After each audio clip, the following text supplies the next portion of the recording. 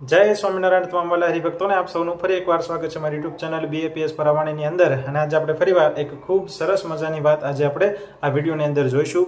આજના આ પ્રવચનની અંદર આપણે જોઈશું કે માત્ર 11 વર્ષની ઉંમરે જે ગૃહ ત્યાગ કરી અને ભારતભરની જે 12,000 કિલોમીટરની પદયાત્રા કરી અને સમગ્ર જીવનું જે કલ્યાણ કરવાના અર્થે નીકળી ગયા એવા નીલકંઠ વર્ણી વિશે, કે જેમને હિમાલયની -ડિગ્રીની અંદર પણ તપ કર્યું, જંગલની અંદર ખૂંખાર જાનવરોને વચ્ચે રાતવાસો કરી અને કઈ રીતે જંગલના રાજાને પણ જેમની સામે નસમસ્તક કરાવ્યું, એવા નીલકંઠ વર્ણી વિશે આજે આપણે વિસ્તૃતથી આ પ્રવચન અંદર જાણીશું.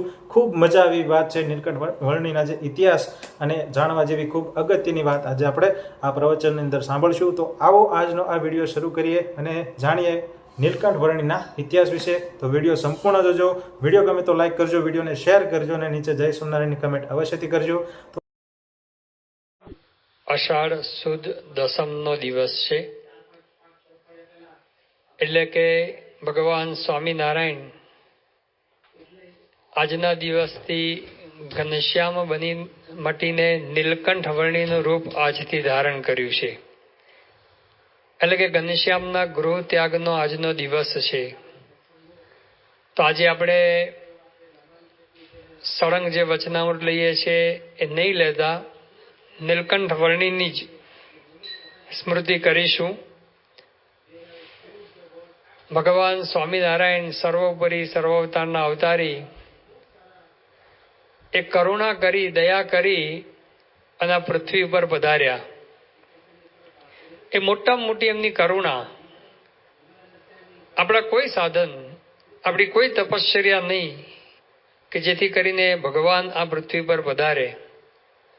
મહાન સાંઈ મહારાજે એકવાર વાત કરેલી કે અનંત બ્રહ્માંડના અનંત જીવો અનંત જન્મ સુધી તપશ્ચર્યા કરે, પ્રાર્થના કરે તો પણ ભગવાન પૃથ્વી પર ન પધારે. એ ભગવાન આ પૃથ્વી પર પધારે, મોટામાં મોટી કરુણા. એ પછીની બીજી મોટી કરુણા, એમણે પોતે છપૈયામાં દેહ ધારણ કર્યો, અયોધ્યાની અંદર એ પણ એમણે લીલાઓ કરી અને એમણે બાળ મિત્રો, માતા પિતા અને બધાને સુખ આપ્યું. અને પછીની જે કરુણા એ આજનો દિવસ છે. બાળપણથી જ તેઓ છપૈયાની અંદર પીપળાનું ઝાડ હતું એના ઉપર ચડી અને પશ્ચિમ દિશા તરફ જોતા હતા કે મુમુક્ષુ પશ્ચિમ દિશાની અંદર મારી રાહ જોવે છે. તે મુમુક્ષુના કલ્યાણ માટે એ આજનો દિવસ એમણે પસંદ કર્યો. બાળ અવસ્થા છે, 11 વર્ષની નાની ઉંમર છે. માતા અને પિતા બંને અક્ષરધામ સિધાવી ગયા છે. અને હવે એમણે પોતે સંકલ્પ કર્યો છે કે મારે ગૃહ ત્યાગ કરવો છે. આગલો જ દિવસ અષાઢ સુદ 9નો દિવસ રામ પ્રતાપભાઈ ને સુવાસીની ભાભીને વિચાર આવ્યો. એ વખતે તો બાળ ઉંમરે લગ્નની વ્યવસ્થા હતી, એટલે સગપણ તો કરી દેતા નાની ઉંમરે. એટલે એમણે ખંભાળિયાના નિહાલ મિશ્ર એમને બોલાવેલા કે એમની દીકરી સાથે આ ઘનશ્યામનું સગપણ ગોઠવાય. એ આવ્યા, ઘનશ્યામને ખબર પડી ગઈ. સવારથી જ તેઓ નીકળી ગયા ઘરની બહાર. અને જે હનુમાન ગઢીને બધા મંદિરોની અંદર કથા સાંભળવાની અંદર મગ્ન થઈ ગયા. બપોરે ભોજન કરવા પણ આવ્યા નહીં.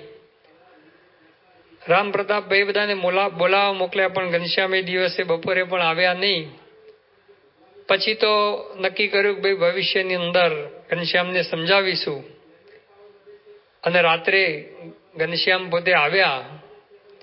અને વખતે રામ પ્રતાપભાઈએ કીધું કે આખો દિવસ ક્યાં ગયેલા?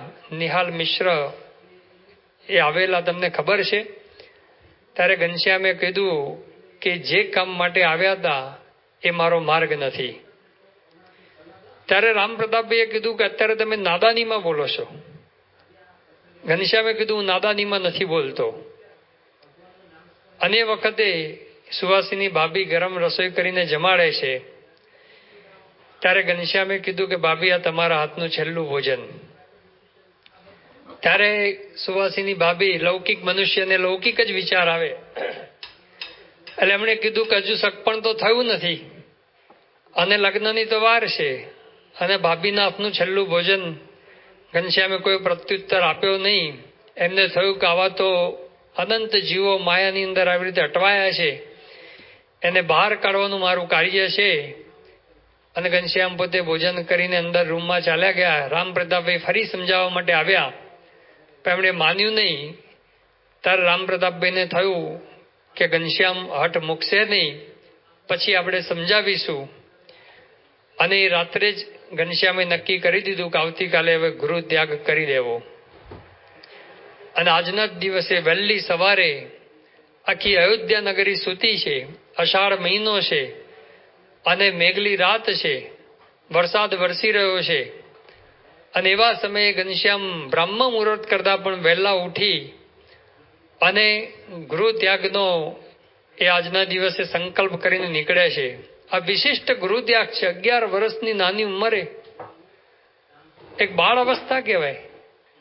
11 વર્ષના બાળકને આ જંગલમાં જવાનો વિચાર આવે. અરે અત્યારે ગુરુકુળની અંદર મૂકવાના હોય છે ને 11 વર્ષના બાળકોને, તો એ માતા પિતા ગભરાય ને પેલો બાળકે ગભરાય. હવે એમાં તો બીજા કેટલાય બીજા 100, 200, 500, 1000 વિદ્યાર્થીઓ સાથે હોય, અને કેટલી બધી સંભાળ રાખવાની હોય કે જંગલમાં જવાનું છે નહીં, ખાવા પીવાની, રહેવાની, ઓઢવા પાથરવાની, ગરમ પાણીની બધી સુવિધાઓ હોય. તોય એ માતા પિતા જયારે ગુરુકુળમાં મૂકીને જાય અને એ વખતે પેલો બાળક રડે છે, આટલો પણ એ ત્યાગ કરવો એને કઠણ પડી જાય છે. એમાં કઈ ત્યાગ જેવું તો કઈ છે નહીં, છતાં પણ. અને કાયમ માટે તો ત્યાગ હોતો નથી.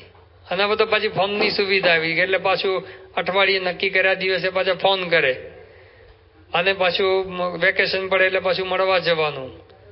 એટલે સંપૂર્ણ ત્યાગ નથી, થોડા દિવસો પૂરતો ત્યાગ હોય છે ને છતાં પણ બાળકને તો કઠણ પડી જાય છે. તો 11 વર્ષની નાની ઉંમરે ઘનશ્યામે કોઈની પણ પ્રેરણા વિના, કોઈના પણ કયા વિના એ ગૃહ ત્યાગ કરી દીધો.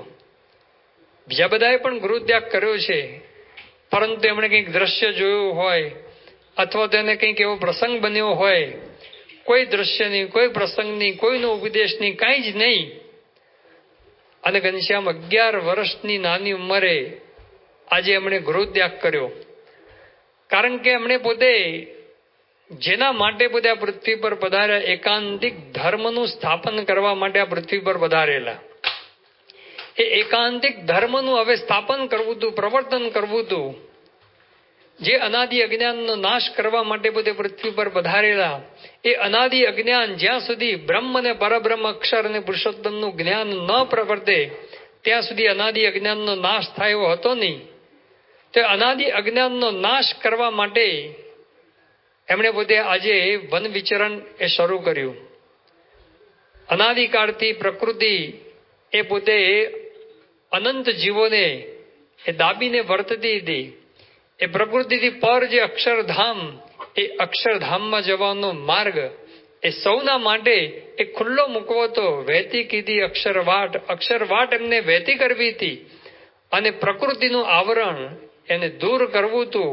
એ દૂર કરવા માટે પ્રકૃતિના આવરણને એ દૂર કરીને અનંત જીવોને બ્રહ્મરૂપ કરવા માટે એમણે પોતે આજનો દિવસ એ પસંદ કર્યો.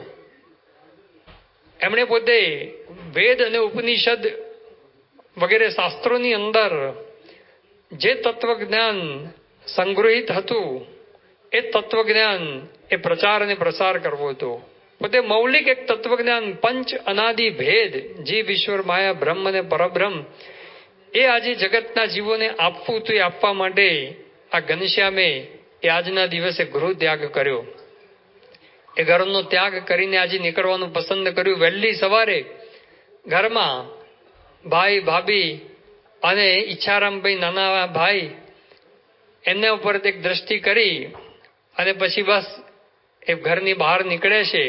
પહેલો પગ જ્યારે મૂકે છે અને મનની અંદર વિચારે છે કે મમ વર્તમાનનું વર્તન તે, હું જે માર્ગે હવે જઈ રહ્યો છું એ માર્ગે હજારો મુમુક્ષુ એ ભવિષ્યની અંદર એ અનંત વર્ષો સુધી ચાલશે. અને અનંતના કલ્યાણ માર્ગે, કલ્યાણ માટે એમણે પહેલું પગ મૂક્યું. અને જે પસંદ કર્યો, ચાતુર્માસની શરૂઆતનું આ પસંદ કર્યું એમણે. અને ત્યાર પછી તો એમણે મોટી નદી સરયુ નદી, એ સરયુ નદીની અંદર એ ઝંપલાવ્યું. ભગવાન સ્વામિનારાયણે પણ પ્રથમનું જે 29મું વચનામૃત 29 વચનામૃત છે, આપણે વચનામૃતની અંદર જ જે ભગવાન સ્વામિનારાયણે પોતે પોતાના જે વિચરણની વાતો કરી છે એને આપણે જોઈશું.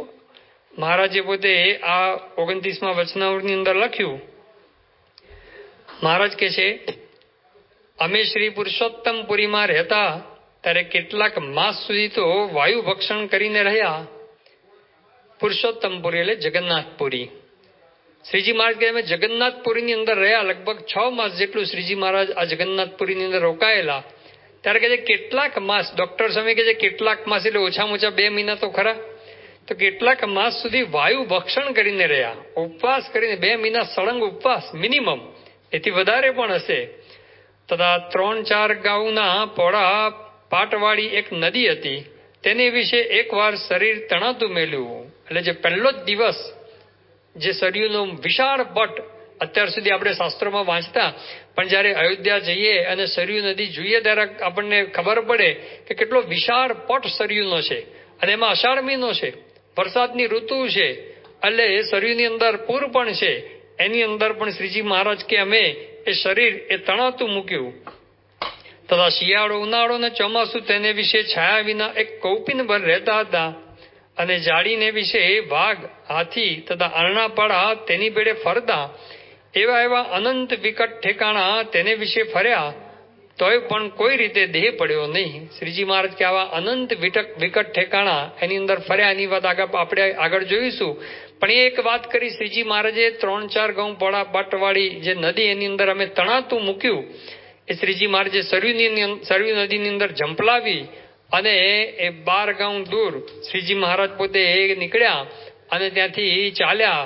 પહેલી જ રાત એમણે પોતે અમરાપુર ગામ છે, એ અમરાપુર ગામની અંદર એ ભગવાન સ્વામિનારાયણે અમરપુર ગામની અંદર આ નીલકંઠ વર્ણીએ ત્યાં વડ નીચે એ રાતવાસો કરવાનું એ નક્કી કર્યું. હવે આ બાજુ ઘનશ્યામે જે ગૃહ ત્યાગ કર્યો અને રામ પ્રતાપભાઈ, સુવાસીની ભાભી, ઈચ્છારામ, એ બધા ઘનશ્યામને શોધવા માટે આખી અયોધ્યા નગરીની અંદર ફરે છે. બાળ મિત્રોને પૂછે છે, સગાવાલાને પૂછે છે, છપૈયાની અંદર પણ તપાસ કરે છે, કદાચ છપૈયા ગયા હોય, પણ કોઈ જગ્યાએ ઘનશ્યામ મળતા નથી. અને એ વખતે આ ઈચ્છારામભાઈ, સુવાસીની ભાભી અને રામ પ્રતાપભાઈ જે વિલાપ કરે છે, ઈચ્છારામભાઈ તો પક્ષીઓને જોઈને પણ કહે છે કે એ પાંખવાળા પંખીઓ, હું તમને દાડમ, દ્રાક્ષ જે કંઈ જોઈએ એ પોપટને કહે છે હું તને આપીશ, પણ તું મારા ઘનશ્યામની શોધ કરી લાવ. આવી રીતે એ ખૂબ વિલાપ એ ઈચ્છારામભાઈ કરે છે. સુવાસીની ભાભી પણ એ ખૂબ અત્યંત વિલાપ એ પોતે એ કરી રહ્યા છે. આંખમાંથી આંસુની ધારા એ વહી રહી છે. એ વખતે આ લોકોને પણ થાય છે કે જો આવી રીતે સુવાસીની ભાભી જો વિલાપ કરશે તો પથ્થર પણ એ ફાટી જશે, એવો એ વિલાપ પોતે એ કરે છે. કીધો વિલાપ અતિ તે સુણી કષ્ટ થાય, જેથી કઠોર પણ પથ્થર ફાટી જાય. તે સાંભળી 10 દિશે દિગપાળ ડોલ્યા, ત્યાં ત્રાહી ત્રાહી મુખથી સુર સર્વ બોલ્યા.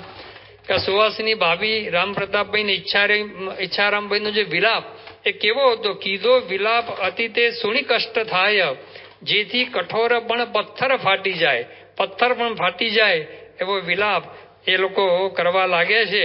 કારણ કે માતા પિતાએ પોતે છેલ્લે ભલામણ તો કરેલી કે ઘનશ્યામા ઘરની અંદર રહેવા નથી, પરંતુ એનું નિમિત્ત તમે ના બનો, એને સાચવજો એવું કીધેલું. પરંતુ ઘનશ્યામ એમને તો નક્કી જ હતું આ ગુરુનો ત્યાગ કરવા માટેનું, એટલે ઘરનો ત્યાગ કરી અને પોતે એ નીકળી ગયા છે. અને અમરપુરની અંદર જે વડ નીચે પોતે રોકાય છે, પહેલે જ દિવસે રાતવાસો ત્યાં કર્યો. બીજે દિવસે સવારે બધા ગામની જે પનિયારીઓ પાણી ભરવા માટે ત્યાં આગળ આવે છે અને એમણે જોયું કે આ બટુક વેશધારી એક નાનો બાળક અને પાછું કંઈ જ નથી. શ્રીજી મહારાજે, ઘનશ્યામ મહારાજે પોતે ગૃહ ત્યાગ કર્યો એ ગૃહત્યાગ કર્યો ત્યારે પોતે કંઈ સાથે લીધું નથી. એમણે ફક્ત એકાંતિક ધર્મનું પ્રવર્તન કરવું હતું, તો એકાંતિક ધર્મને સાથે લીધો. એકાંતિક ધર્મ સિવાય એમણે બીજું કશું જ સાથે લીધું નહીં. કારણ કે એમણે ધર્મ, જ્ઞાન, વૈરાગ્ય, ભક્તિ એ એકાંતિક ધર્મનું પ્રવર્તન કરવું હતું, તો ધર્મના પ્રતિક રૂપે એમણે ઘરનું લીધું કે નાના ધર્મનો પણ અમારા આશ્રિતે કોઈ લોપ કરવો નહીં, એ એમને પ્રતિપાદન કરવું હતું. કે પાણી ગાળીને પીવું એ દર્શાવવા માટે એ પાણી જેવી વસ્તુ પણ અણગણ ન પીવી, એના માટે એમણે ઘરનું સાથે લીધું, એટલે કે ધર્મને સાથે લીધો. જ્ઞાન માટે જે સર્વશાસ્ત્રના સારરૂપ એમણે ગુટકો બનાવેલો, એ ગુટકો બનાવેલો એ એમણે સાથે લીધો, એટલે જ્ઞાન સાથે લીધું. આજે જીવ, ઈશ્વર, માયા, બ્રહ્મ અને પરબ્રહ્મ એ 5 તત્વ એનું જે જ્ઞાન એમને આપવું હતું, એમાં પણ વિશેષ કરીને બ્રહ્મ, પરબ્રહ્મ, અક્ષર પુરુષોત્તમનું જ્ઞાન આપવું હતું, એ સાર રૂપ એમણે જે ગુટકો બનાવેલો ગુટકો સાથે લીધો. પછી વૈરાગ્ય, તુંબડી એ વૈરાગ્યનું પ્રતીક છે. એ વૈરાગ્યનું પોતે પણ મૂર્તિમાન સ્વરૂપ છે, છતાં પણ વૈરાગ્યના પ્રતીક રૂપે એમણે તુંબડી લીધી છે, એટલે વૈરાગ્યને સાથે લીધો. અને બાલ મુકુંદનો બટવો સાથે લીધેલો છે કે જેથી કરીને ભગવાનની ભક્તિ પણ આવા કઠોર વિચરણની અંદર પણ ભગવાનની ભક્તિ ભૂલવી નહીં, એટલા માટે આ ધર્મ, જ્ઞાન, વૈરાગ્ય, ભક્તિ અને ભક્તિના પ્રતિક રૂપે માળા પણ લીધેલી છે. બાલમુકુંદ પણ લીધા છે, માળા પણ લીધી છે. એમને ભક્તિ વિશેષ પ્રિય હતી, એટલે ભક્તિના પ્રતિક રૂપે એમણે માળા અને શાલિગ્રામ એ પણ સાથે લીધેલા છે. તો આવી રીતે ધર્મ, જ્ઞાન, વૈરાગ્ય અને ભક્તિને સાથે લઈને નીકળ્યા છે. ઉઘાડા પગે, પગની અંદર ચંપલ પણ નથી અને ઉપર પણ કોઈ વસ્ત્ર નથી. કૌપીની એની ઉપર એક આચ્છાદન રૂપે નાનો કટકો વીટેલો છે. અને આવી રીતે એમણે પોતે ગૃહ ત્યાગ કર્યો છે. એટલા માટે આ બધું એ બહેનો બધી પણ આ બાલ ઘનશ્યામને જોઈને, નીલકંઠવણીને જોઈને એકદમ વિસ્મિત પામી જાય છે. અને લોકો બધા મનની અંદર બધી વાતો કરે છે. નીલકંઠવણી તો એકદમ ધ્યાનસ્થ છે અને કહે છે કે ભાઈ આમને કોઈ ભૂરકી નાખીને કોઈ ભરમાવ્યા લાગે છે, કોઈ ચેલા બનાવવા માટે એ લઈ આવ્યા હશે અને ત્યાંથી કંઈક ભાગીને આવ્યા લાગે છે, અથવા તો કંઈક માતા પિતાથી રિસાઈ ગયા હોય તો જ આવી નાની ઉંમરની અંદર એ ઘરનો ત્યાગ કરે. આવું બધું ઘણું બધું પૂછે છે, પણ ઘનશ્યામ તો કોઈ નીલકંઠવણીનો કોઈ જવાબ આપતા નથી. અને એ વખતે એ બધા પ્રશ્ન પણ પૂછે છે કે આ ઉંમરે અને આ સમયે તમે શા માટે ઘરનો ત્યાગ કર્યો? એમાં લખે છે, પૂરા વસ્ત્ર નથી તમ પાસે, કેમ નિસર્યા છો ભર ચોમાસે. જ્યારે ચોમાસું જગતમાં થાય, ત્યારે જન પર ગામ ન જાય. જાય વેપારી પરદેશ જેહ, આવે ઘેર ચોમાસે તો એહ. રાજા જીતવા જાય વિદેશ, વસે ચોમાસે આવી સ્વદેશ. જોગી પણ જ્યારે ચાતુર માસ, વસે એક સ્થળે સ્થિર વાસ. બંકી માળો રચી સ્થિર થાય, દૂર દેશ ચોમાસે ન જાય. એટલે કે ચોમાસાની અંદર, કારણ કે આવતીકાલથી ચાતુર્માસનો પ્રારંભ થાય છે અને ચોમાસાનો પહેલો જ દિવસ છે, એટલે બધા પૂછે છે કે તમે આ કેમ પસંદ કર્યું? કારણ કે ચોમાસાની અંદર કોઈ પરગામની અંદર ના જાય અને કોઈ વેપારી પણ વેપાર કરવા માટે જે ગયા હોય એ જયારે ચાતુર્માસ આવે ને ત્યારે પાછા આવી જાય. આજે પણ છે ને, પેલા વર્ષો પહેલા તો એ જ હતું. અત્યારે પણ જે બધા શિપની અંદર ને બધા જાય છે, વલસાડ ને કોસંબા બાજુના આપણા ઘણા બધા ભક્તો, ભાવિકો ને બધા છે, એ બધા 8 મહિના ભલે બહાર રહેતા હોય પણ ચાતુર્માસની અંદર તો એ પાછા ઘરે આવી જાય. અને આ બાજુ ખારવા લોકો પણ બધા એ પોરબંદર બાજુ ને એ બાજુ જે ખારવા લોકો પણ જાય, એ ગમે ત્યાં જાય પણ ચાતુર્માસની અંદર એ તો પાછા પોતાને ગામ એ આવી જતા હોય છે. એટલે કે વેપારી પણ ગમે ત્યાં ગયા હોય એ પાછા આવી જાય. રાજા લોકો પણ પેલા એ જીતવા માટે બહાર બધે જતા હતા સૈન્ય લઈને, પણ એ ચાતુર્માસની અંદર એ પાછા પોતાના રાજ્યની અંદર આવી જાય. અને વિશેષ કરીને જોગી પણ, એટલે કે સંન્યાસીઓ પણ એ ચાતુર્માસ એક જગ્યાએ ગાળે. અને આપણે જોઈએ છીએ આજે પણ જૈનોની અંદર એ લોકો ચાતુર્માસ એક જ સ્થાનની અંદર રહે. એ ચાતુર્માસની અંદર આમ બાકીના 8 મહિનાની અંદર પોતે એ પગપાળા બધો પ્રવાસ કરે, પણ આ ચાતુર્માસ દરમિયાન એ તો એક જ જગ્યાએ રહેતા હોય છે. તો આવી રીતે સંન્યાસીઓ પણ આ ચાતુર્માસની અંદર એક જ જગ્યાએ રહેતા હોય. એવે સમયે તમે આ ચાતુર્માસની અંદર આ ઘરનો ત્યાગ કેમ કર્યો?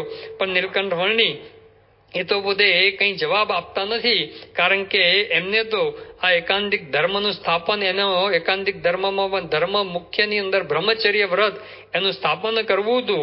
એટલા માટે એ ભાઈઓને કોઈ જવાબ આપતા નથી.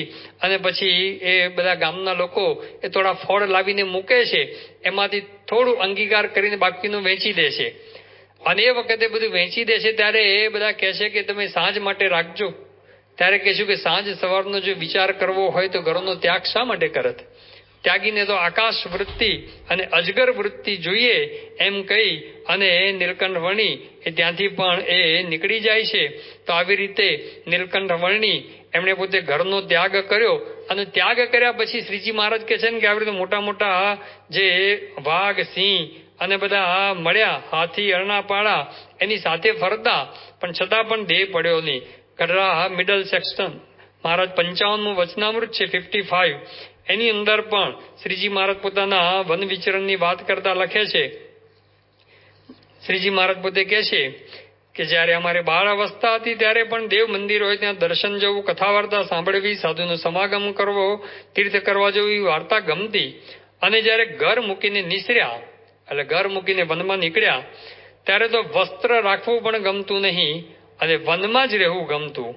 અને બીક તો લેશ માત્ર લાગતી જ નહીં, લેશ માત્ર પણ શ્રીજી મહારાજ કે એમને બીક લાગતી નહીં. અને વનને વિશે મોટા મોટા સર્પ, સિંહ, હાથી ઇત્યાદિ અનંત જનાવર દીઠામાં આવ્યા, અનંત આવ્યા, કારણ કે વન વિચરણ કરવાનું હતું. એટલે અનંત જનાવરો એ સર્પ, સિંહ, હાથી વગેરે દીઠામાં આવ્યા, પણ કોઈ પ્રકારે હૈયામાં મરવાની તો બીક જ લાગતી નહીં.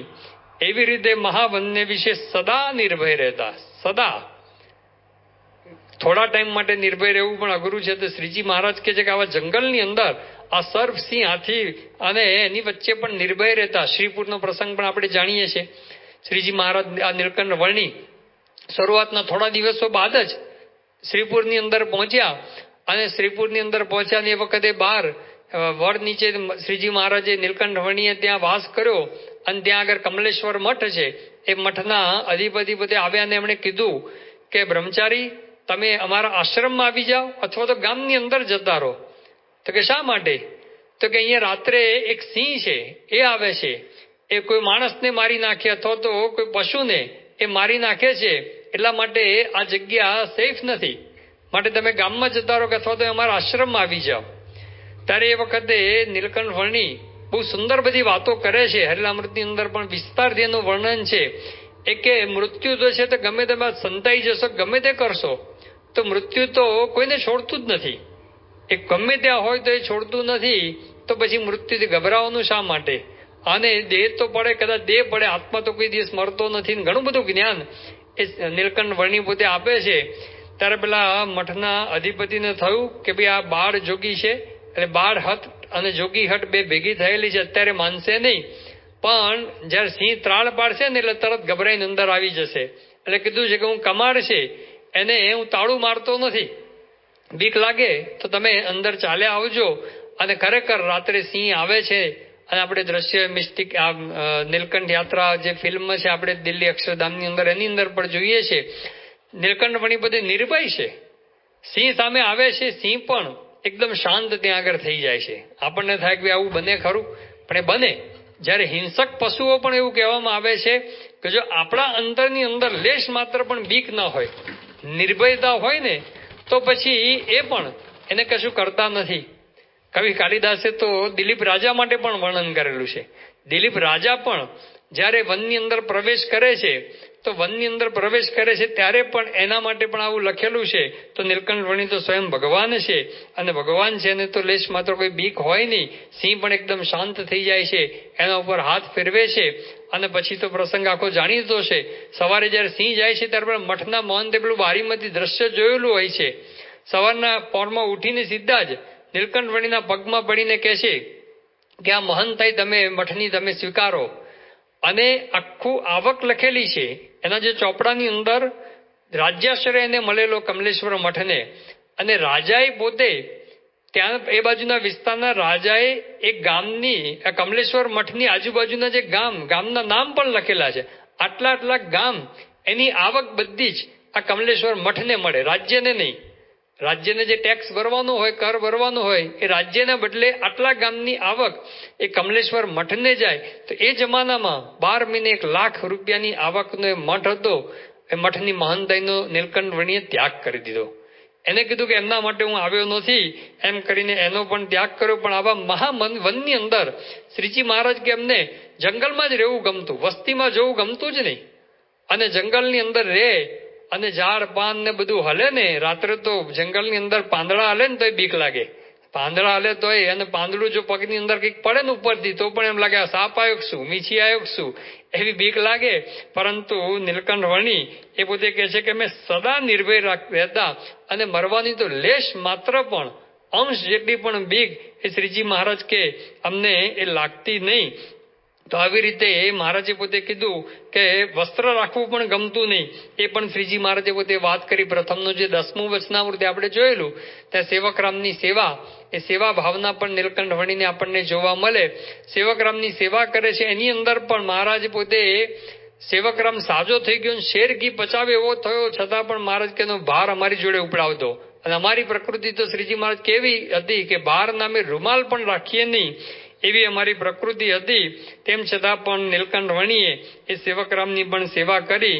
તો આવી રીતે નીલકંઠ વર્ણી એ પોતે તપશ્ચર્યા અને નિર્ભયતા અને બધું એમના જીવનની અંદર ભક્તિ પણ જોવા મળે. એક વખત નીલકંઠ વર્ણી 4 દિવસ સુધી સળંગ એ વિચર્યા અને અન્ન મળ્યું નહીં, જળ પણ મળ્યું નહીં. 5મે દિવસે એ પોતે મૂર્છાવશ થઈ ગયા. અને 5મે દિવસે જ્યારે જળ મળ્યું ત્યારે શાલિગ્રામને પોતે સ્નાન કરાવતા હોય છે કઠારીથી, તુમડીથી. ત્યારે શાલિગ્રામ આખું પાણી પી જાય છે. અને એ વખતે એમને થાય છે કે શાલિગ્રામ ભૂખ્યા પણ હશે અને પછી એમને થોડું જમાડે પણ છે. તો આવી રીતે કેટલાય દિવસના ઉપવાસો કરી અને નીલકંઠ વર્ણી આવું વન વિચરણ કરે છે. અને કેવી તપશ્ચર્યા એમણે કરી છે. જ્યારે આખું વન વિચરણ કરીને લોજની અંદર આ નીલકંઠ વર્ણી પધાર્યા અને લોજમાં મુક્તાન સ્વામી એ પોતે ત્યાં આગળ હોય છે. રામાન સ્વામી વખતે ભુજ હોય છે અને મુક્તાન સ્વામી એ વખતે રામાન સ્વામીને પત્ર લખે છે. અને પત્રની અંદર આ નીલકંઠ વર્ણી જે પધાર્યા છે અને એનું વર્ણન કરે છે કે કેવા છે. તો નીલકંઠ વર્ણી લખે છે, રાખે છે ગુરુ ભાવ અમામાં, વૃત્તિ લાગી રહી છે તમામાં, રસ રહિત જમે છે અન્ના, તેહ પણ બીજે ત્રીજે દાના. મુક્તાન સ્વામી કે આ કેવા છે કે રસ રહિત જમે છે અન્ન, રસ વગરનું જ જમે છે. અને પણ રોજ નહીં, 3 ટાઈમની વાત જ નહીં, કે રસ રહિત જમે છે અન્ન, તેહ પણ બીજે ત્રીજે દન, બીજે દિવસે તો ત્રીજે દિવસે જમે છે. ક્યારેક ફળ ફૂલની દાના, ક્યારે કરે વારી વાયુ પાના, ક્યારે અયાચું અન્ન આવ્યું લીએ, ક્યારે મળ્યું પણ મૂકી દીએ, ક્યારેક મરચા મીંઢિયા વડા, જમે એ જ એકલું કેવળ, ખારું ખાટું તીખું તમ તમું, રસ નીરસ બરોબર સમૂહ, ટંક ટાણાની ટેવ જ નથી, અતિ નિસ્પૃહ રહે છે દેહથી, જે ક્રિયાઓ કરે છે એહ, તન ધારીએ ના થાય એહ. કે કેવું કરે છે, ક્યારેક તો ફળ ફૂલ જમે અને ક્યારેક કરે પાણી જ પીવે અને ક્યારેક અયાચ્યું અન્ન આવી લે, કે માગ્યા વગરનું જો મળે તો લે, અને ક્યારેક મળ્યું પણ મૂકી દે, ક્યારેક સામેથી આવે તો પણ એનો ત્યાગ કરી દે, અને ક્યારેક તો મરચાની મીંડિયાવડ એટલું જ જમે. મરચાથી ખાને મીંડિયાવડ એકદમ એ કડવા, હવે કોઈ રીતે મેળ ખાય નહીં અને એ જ એટલું જમે, બીજું કશું જ એની સાથે લે નહીં. અને બધું જ એક ટંક ટાણાની કોઈ ટેવ નથી, નિસ્પૃહ છે. અને કે જે ક્રિયાઓ કરે છે એ દેહધારીથી થાય ને એવું કરે છે. અને કેવું કરે છે લખે છે, ગ્રીષ્મ પ્રાવૃટ ને શરદ ઋતુ, હેમંત શીત ને વાળી વસંતો, 6 ઋતુમાં વસવું વાને, વાલું લાગે છે પોતાને મને, મેળી મોલ આવાસમાં રહેવું, તે જાણે છે કારાગૃહ જેવું. ઉનાળે તો તાપે છે અગની, ચોમાસે સહે ધારા મેઘની. શિયાળે બેસે છે જળમાઈ, તેણે તન ગયું છે સુકાઈ. કિયા બાળપણાની રમત, કિયા પામવો સિદ્ધોનો મત. મુક્તાન સ્વામી લખે છે કે 6 ઋતુની અંદર એ પોતે વનની અંદર જ રહેશે. કે મેળી અથવા મોલ કે વસ્તીની અંદર રહેવું એ તો કેવું લાગે છે એમને, તે જાણે છે કારાગૃહ જેવું, જેલ જેવું લાગે ને. કોઈ મહેલની અંદર કે ઘરની અંદર બોલાવે તેમને તો જેલ જેવું લાગે છે. વનની અંદર જ રહેવું ગમે છે. ઉનાળામાં તાપ સહન કરે છે અને ચોમાસામાં એ બધી ધારાઓ, મેઘની ધારાઓ, વર્ષાની ધારા સહન કરે છે. શિયાળાની અંદર પાણીની અંદર પોતે બેસે છે. અને આવું બાળપણાની અંદર આ બધું જોઈને થાય છે કે ક્યાં બાળપણાની રમતને ક્યાં પામવો સિદ્ધનો મત. બાળપણે સિદ્ધ દશા જોઈ, એમાં સંશય કરું સહુ કોઈ. એના તપના તેજને માઈ, અમારું તેજ અમારું તપ ગયું ઢંકાઈ. જેમ દિનકર આગળ દીવો, એ પાસે ત્યાગ અમારો એવો. એની વાત તો એ પ્રમાણે છે, સર્વ યોગ કળાને જાણે છે. મુક્તાન સ્વામી એ પોતે કહે છે કે કેવું તપ કરે છે. તેના તપના તેજમાં, તપનું એટલું તેજ છે તો અમારું બધું તપ બધું ઢંકાઈ ગયું છે. અને કેવું ઢંકાઈ ગયું છે, ઉપમા આપે છે કે જેમ દિનકર એટલે સૂર્ય, એ સૂર્ય આગળ દીવો કેવો લાગે, એમાં નીલકંઠ વર્ણિના તપ આગળ એ અમારું તપ બધું દીવા જેવું થઈ ગયું છે. મુક્તાન સ્વામી સામાન્ય નહોતા, એ પણ એકદમ તપસ્વી હતા, એકદમ બધા વૈરાગી હતા, મહાતપસ્વી હતા. એવા મુક્તાન સ્વામીને એમને લાગે છે કે અમારું તે તપ નીલકંઠ વર્ણી આગળ સૂર્ય આગળ એક દીવો જેવું થઈ ગયું છે. એવી વાત પોતે મુક્તાન સ્વામીએ રામાન સ્વામીને લખી. પછી નીલકંઠ વર્ણીને કહે છે કે તમે પણ લખો. પહેલા તો નીલકંઠ વર્ણી કીધું કે હવે તમે લખ્યું, એમાં બધું આવી ગયું, અમારે શું લખવું, છતાં પણ લખવાનું કહે છે. એમાં નીલકંઠ વર્ણી શરૂઆતની અંદર લખે છે, નીલકંઠ વર્ણી મારું નામ, તમ શરણ વિના નથી ઠામ. એમ કરતા કરતા આગળ પોતે લખે છે કે તપ કરું છું કઠણ તને, નથી મોડો હું પાડતો મને. 4 માસ ચોમાસાના જેહ, કરું ધારણા પારણા હું તેહ. વર્ષો વરસ કાર્તિક માસ, કરું છું સામટા ઉપવાસ. વળીએ માસમાં કોઈ સામે, કરું કૃચ્છ વ્રત ને તે તમે. ત્યાર પછી માગ માસ માય, કરું પારક કૃચ્છ કહેવાય. ચંદ્રાયણ એકાદશી લઈ, સર્વે વ્રત કરું છું હું સહી. તેણે કરીને શરીર માહી, લોહી માંસ ગયું છે સુકાઈ. પ્રાણ રહ્યા તણીએ કરીત, નથી રાખ્યું મેં ચિંતવ્યું ચિત્ત. શ્રીજી મહારાજ કે મેં એવી તપસ્યા કરી છે, લોહી માંસ બધું સુકાઈ ગયું છે. કાર્યાણીનું 3જું વચનામૃત છે. એ કાર્યાણી પ્રકરણના 3જા વચનામૃતની અંદર ભગવાન સ્વામિનારાયણ એ કહે છે કે અમારે બાળપણની અંદરથી જ એવો વિચાર એ અમને ઉપજ્યો, એ વાત કરે છે. જુઓ, અને મને બાળપણમાં સ્વામી કાર્તિકની પેટે એવો જ વિચાર ઉપજ્યો છે, મારે મારા શરીરમાં માતાનો ભાગ જે રુધિરને માંસ તે રહેવા દેવું નથી. માટે ઘણેક પ્રયત્ન કરીને શરીર એવું સૂકવી નાખ્યું, જે શરીરમાં કંઈક વાગે તો પાણીનું ટીપું નિસરે, પણ રુધિર તો નિસરે જ નહીં. મહારાજ પોતે કહે છે કે અમારા બાળપણની અંદરથી જેવો વિચાર નીકળ્યો કે ભાઈ માતાનો ભાગ રુધિર રાખવું નથી. અને પછી એવી તપશ્ચર્યા કરી, જે અહીંયા લખે છે કે 4 મહિના, ચોમાસાના જે 4 મહિના કાલથી ચાતુર્માસ શરૂ થાય છે, 4 મહિના સળંગ ધારણા પાણા કરું. એટલે કે અષાઢ, શ્રાવણ, ભાદરવો અને આસો 4 મહિના ધારણા પાણા કરે. પછી હવે 4 મહિનાનું ધારણા પાણું પૂરું થાય એટલે આપણને તો હાંસ થાય ને, પછી કાર્તિક મહિનો આવે. તો શ્રીજી મહારાજ કે વર્ષો વર્ષ કાર્તિક માસમાં કરું સામટા ઉપવાસ. કાર્તિક મહિનો તો આખો જમતો જ નથી, સળંગ ઉપવાસ જ કરું છું. હવે 4 મહિના દાણા પાણા કર્યા પછી કાર્તિક મહિનામાં હાંસ લેવાની હોય તો સામટા ઉપવાસ કરે. પછી કાર્તિક મહિના પછી એ માગશર અને માઘ મહિનો આવે. એ માઘ મહિનાની અંદર પણ મહારાજ કે અમે પારક વ્રત કરું, કૃચ્છ વ્રત કરું, આ બધા વ્રત એની અંદર એ કરું છું. તો આવી રીતે તપે કરીને એમણે પોતે એ લોહી પણ નીકળે નહીં એવું શરીરને સૂકવી નાખ્યું. એવી જબરજસ્ત તપશ્ચર્યા એ નીલકંઠ વર્ણીએ પોતે કરેલી છે. અને એની અંદર પણ નિર્ભયતાના આપણને દર્શન થાય અને ભક્તિના પણ દર્શન, ધર્મ, જ્ઞાન, વૈરાગ્ય, ભક્તિ બધાના દર્શન આ વન વિચરણ દરમિયાન થયેલા છે. અને એની અંદર આ 5 અનાદિ ભેદના પ્રશ્નો પૂછતા, જીવ, ઈશ્વર, માયા, બ્રહ્મ અને પરબ્રહ્મ, એના પ્રશ્નો જ્યાં જ્યાં જાય ત્યાં આગળ પોતે પૂછતા, પરંતુ યથાર્થ સંતોષકારક એ ઉત્તર મળતા નહીં. મુક્તાન સમયે થોડા ઘણા ઉત્તર આપે એટલે થોડો સંતોષ થયો. પછી કોઈ રામાન સમય યથાર્થ ઉત્તર આપશે.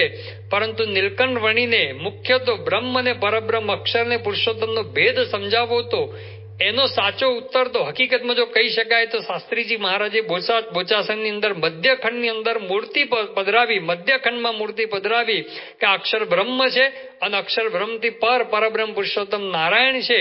અનંત કોટી બ્રહ્માંડના કારણ અક્ષર બ્રહ્મ છે અને અક્ષર બ્રહ્મથી પણ અનંત ગણા પરબ્રહ્મ પુરુષોત્તમ નારાયણ છે. એવી અક્ષર અને પુરુષોત્તમની મૂર્તિ પધરાવી ત્યારે એ અક્ષર પુરુષોત્તમનો સ્પષ્ટ ભેદ એ પૃથ્વી પર એ ઉગાડો થયો. અને નીલકંઠ વણી આવી રીતે